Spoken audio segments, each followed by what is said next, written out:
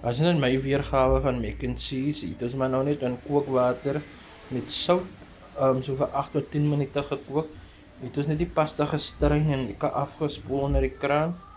En daarna het ek begin met my kaassous, waar ek die botter en meel net saamgekook, saamgesit het en net lekker deurgeroer. Gooi ek die speserye van my keuse, dit was basies sout, peper en nog so ander spice wat ek gehad het. Toe het ek so 'n 3/4 boksie melk aangegooi en dit geroer tot dit begin kook het en daarna het ek die kaas sop besigheidjies ingegooi en dit deurgeroer tot hy bietjie dikker raak.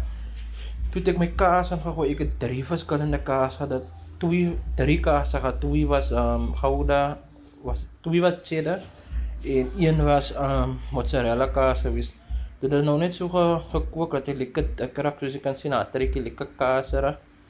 En toe het ek dit lekker deurgemeng met die pasta wat ek reeds gestryn het en soos jy kan sien, lekker creamy kaas raak ek daar.